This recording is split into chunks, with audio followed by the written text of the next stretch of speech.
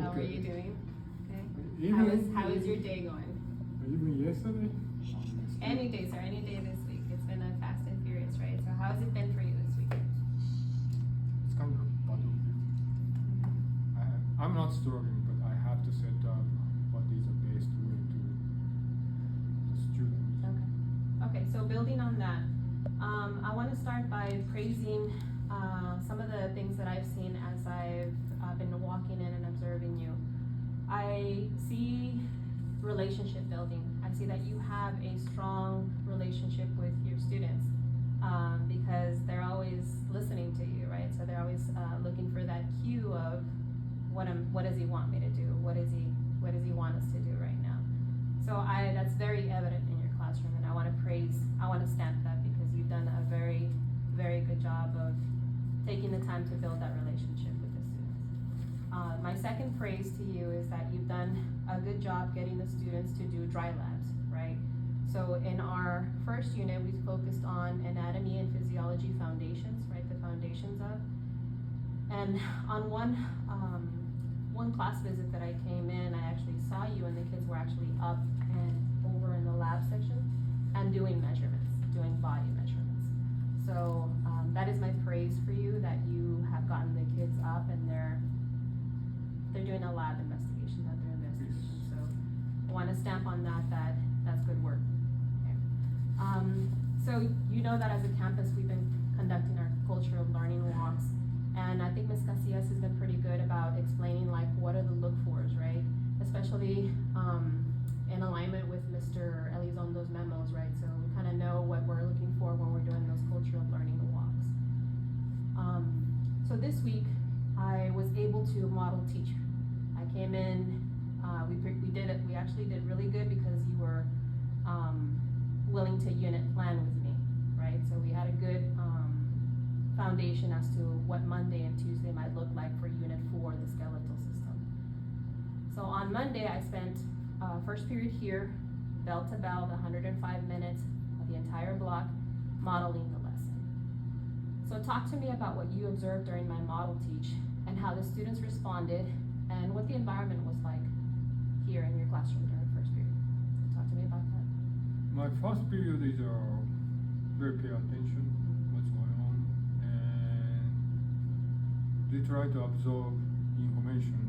I already mentioned to the students we will have more change of gear. This is the second 6 weeks, so we have more transition to more upper level. I mean, I'm pushing to students. Hey, we have to grow more. Then you demonstrate and student get idea to what focus. And this time is we gave to the you gave us in 5 vocabularies which student have to focus on. So from your demonstration, I have to figure out to. Usually I give the record. Maybe I give the chunk size. Then this time your demonstration have to be biting size. So how I have to reduce, not workload, but reduce all the students more easy to pinpoint or to focus to what's going on. That is from the demonstration. Second, time management is very 100 minutes. Looks like we have enough time, but for me, yes, it is not enough time because of the expansion of from these vocabulary. Kind of like I'm not off, but look at textbook and I feel like I have to tell this, I have to tell this. That is my desire. So point is how I'm more organized and revise my desire to pinpoint to your focus on the vocabulary you gave us. So I know I have good relationship because of the I established with students in the past 6 weeks to with them to what I am, but still they need to get used to me. Okay, and you're building on that, right? So every day it's going to be like more and more confidence between you students and building that relationships. So you said a lot of things that I expected that you would focus on as I was model teaching. Tell me about the teacher moves that you saw me do when I was model teaching. What were some of the moves that you saw? I think you were moving is a more, I can say the, what the expression flat. You don't need to, you are seeing everybody equal to get, you will observe students, each tables and equally. Okay, so you saw me circulate? And Okay. circulate, and for me, I'm have like for compare with you, like rough observation, concentrate there and I'm less concentrate. You are very much spread to your time to the each groups, Okay. each table is equally. All right, yeah, I did that intentionally to circulate. Tell me about how the students knew what the expectation was. How did they know what to do?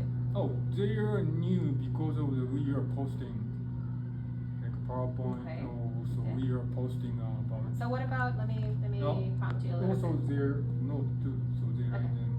they are, first they have to do and write down what is objective, what they gonna learning about posting and PowerPoints and paper, also their notes. Mhm. So they have to write down what is objective and I can, or you can back to what is objective on that, so. So, yeah, we did do all of that, and everything was supported by the visuals. That's how I was able to differentiate. But what was something I did physically to get students on the right page and the expectation to do what I'm asking of them? What is something I did up here as I was presenting? You are not always here, but you are getting to the focal point to the, each time to the student. Here is a textbook.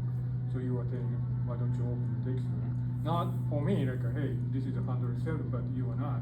You are saying, actually looking for students, they are openly proper page. Okay. And it's very much like they are focused on what. Okay. going on. So you're hitting on the focus, right? So have you ever heard of something called square up?